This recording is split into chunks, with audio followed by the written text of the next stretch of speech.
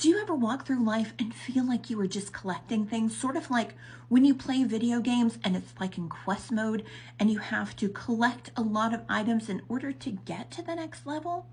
That's what it's like for me being chronically ill and disabled. Let me explain. By nature, I am a minimalist. I don't like a lot of stuff sitting around. I don't like a lot of stuff on the wall. And I like to see a lot of floor. I like open space. Unfortunately, as I have become more chronically ill and then disabled, that really hasn't become a choice for me. I have to collect things as I go, and those things are like, well, of course, medication, lots of medication, though I can store that in the closet. Then mobility aids and accessibility aids, they have become too big, some of them, to make it in the closet. Consider the wheelchair. So that one kind of lives in the office here with me while I'm teaching, but it's kind of out of sight, out of mind for most of the day. And then we come to things like surgery, which is what I'm going to be having next week. And that involves having an implant. And I was just thinking earlier this week while I was waiting for a student to arrive, how much it is like collecting items along a quest.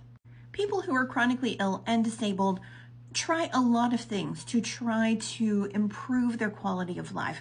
Being chronically ill means that, the chronically part, it's not ever going to go away. So you are constantly battling different symptoms, different types of things. And, as you get older, things are generally going to get worse. They aren't going to improve. So you're looking for small battles that you can fight and hopefully win.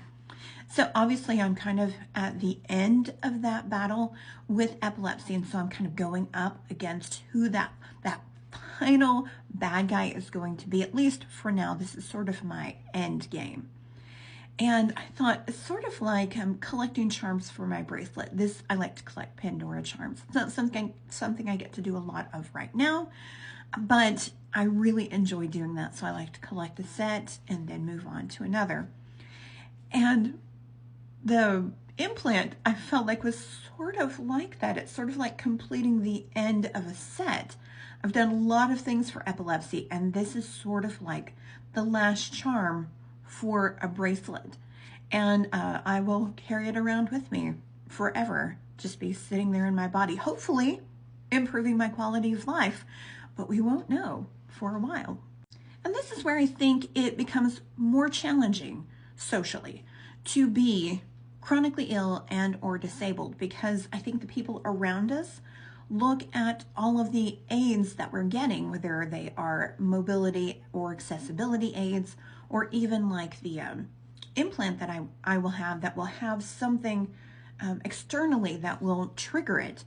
And then sometimes they feel envious of that, especially if it's an accommodation like sitting down in a place where people would normally stand.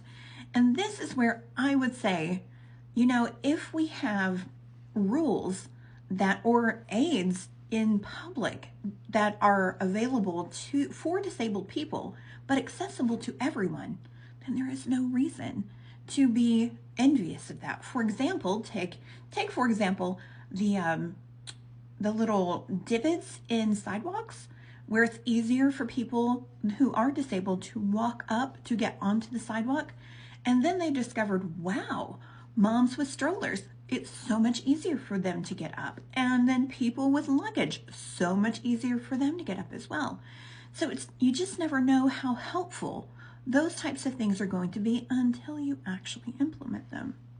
And if you find yourself feeling a little envious of some of the accommodations being afforded to chronically ill or disabled people, which is nothing to be ashamed about, because some of those should be afforded to everyone, and that's your cue to perhaps start investigating and researching and seeing if there's something that you can do to help make that available to the public in general.